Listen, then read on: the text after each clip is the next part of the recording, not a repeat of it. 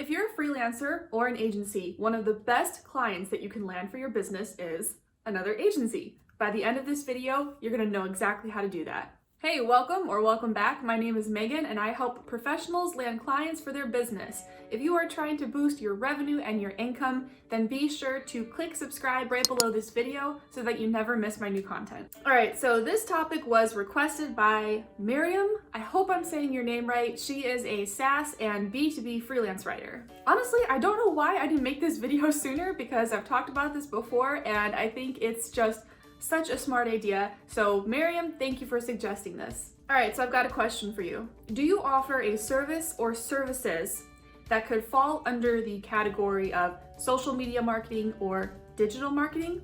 That could be social media management, blogging, graphic design, web design, paid advertising, or email marketing.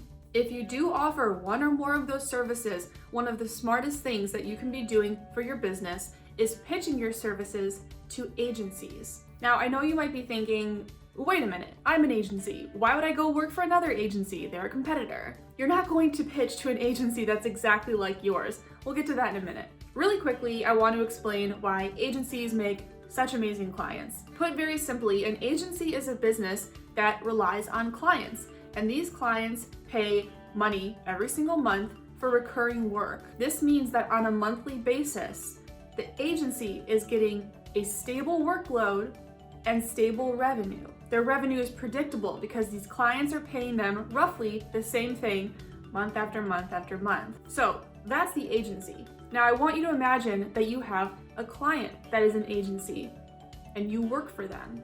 What do you think that means? That means steady work and revenue for you.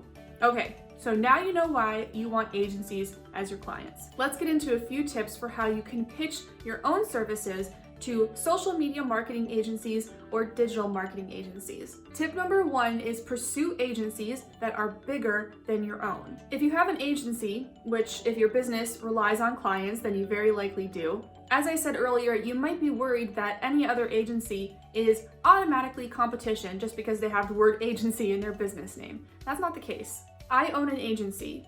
Some of my clients are agencies. They are not my competition and vice versa. Not even close. And why not? It's because their agencies are way bigger than mine. Relative to how big agencies can get, mine is very small. I have a very small team and we offer a pretty specific set of services.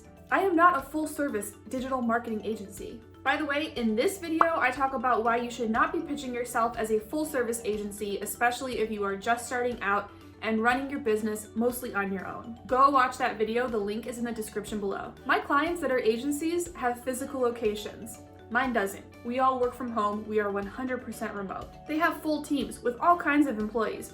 Mine doesn't. Like my agency clients offer web design and videography. My agency doesn't. They build websites for $20,000, $30,000 a pop. I don't do that. So do you see why we're not competition even though we're both agencies? I'm not worried about them and they're not worried about me. We make a really good team. If you want to pitch your services to agencies, which you should absolutely try, find agencies that are bigger than your own. You can use LinkedIn to see if they have a team of employees or how many employees roughly, or go to their website and see if they list their team members there. Some agencies will do that. Look to see if they have a physical location. This is usually a pretty good indicator because having a physical location isn't cheap. So if they've got one, they're probably pulling in more money than you, which in this case is a good thing. Lastly, look at their services. If they're offering more services than you, like a wider variety, then that's a good sign. It should mean that they have the capacity, the staff, and the resources to offer such services. So check out how many employees they have, if they have a physical location, and how many and what kinds of services they offer. Okay, so that was tip number one, go for agencies bigger than yours. Tip number two is when you reach out to these agencies, contact the employee in the relevant department.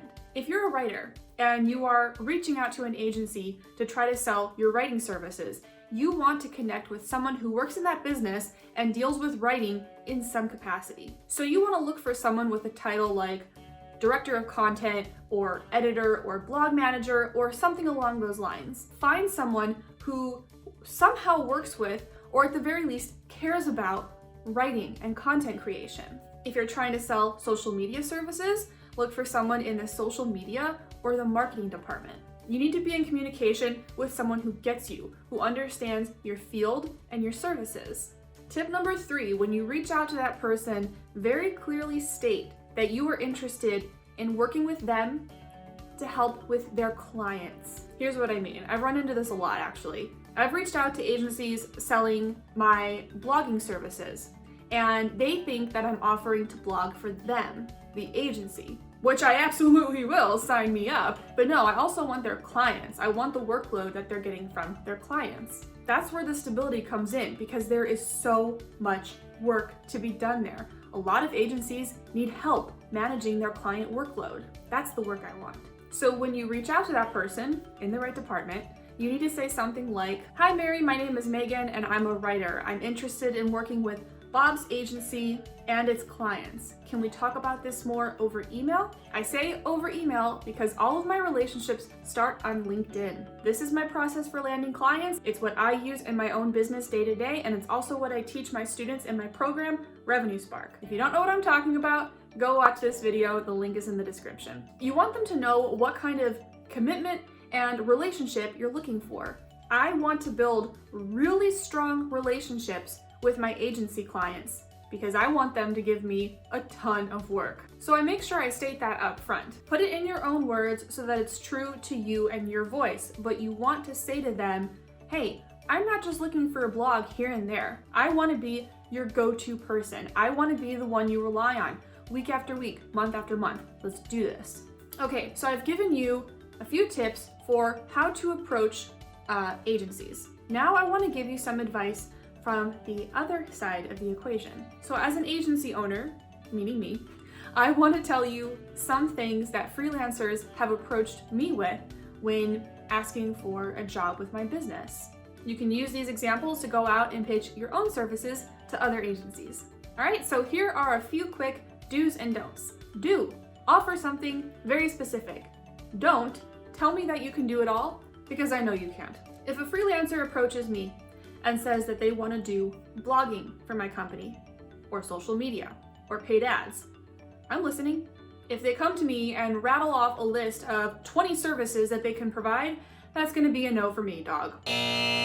There's no way any one human, anywhere, can be a rock star at 20 different things. I hire people who are really good at 1 or 2 things. Finding your thing and focusing on that and mastering that is going to be really important for you as a professional in general. Go watch this video on that because I cannot stress this enough. This changed my business completely. Link is in the description. Do have samples ready to back up your claims. Don't say anything you're not prepared to demonstrate. It's easy to talk. Anybody can say anything, especially online. So if a freelancer comes to me pretending to be the Mother Teresa of paid ads, I'm going to ask for proof. If you can't walk the walk, the conversation ends there for me. If this seems like a no-brainer for you, good, you're ahead of the pack. But I can't tell you how many freelancers have approached me, asking for work, asking for money that I worked my butt off for, and they can't even be real with me about what they can confidently offer. And that brings me to do. Be honest with your experience level. Don't lie, exaggerate, or omit details that you have deemed less flattering. I've hired students. I've hired people with no experience. I've been freelancers' first paying job. I don't care. I don't care. Who cares? I don't care. If you're good at what you do, if you're open to learning, if you're receptive to feedback, that one is really important. And if you have a positive attitude, you've got my attention and we can very likely make this work. In fact, Trisha works on my team, and in a nutshell, she's amazing. And she recently told me that when I hired her, she was new to freelancing. And I was like, what? I didn't know that. I hadn't asked. I didn't care. And it was because I had a really good feeling about her based on how she spoke and how she presented herself and carried herself based on her samples. And she's been with me over a year now, and she just keeps getting better. I don't know how she does it. Now, to be clear, I'm not saying that if you are brand new to freelancing and you approach an agency, don't be like, I'm brand new and I've never been paid. You don't need to go out of your way to highlight these things. That's not the idea here. But certainly do not go out of your way to lie about them. And if the lead asks, be transparent. We all start at zero. We all start at nothing. If someone doesn't want to hire you because they're concerned about your lack of experience, then it's not the right client for you, and that's okay. Move on.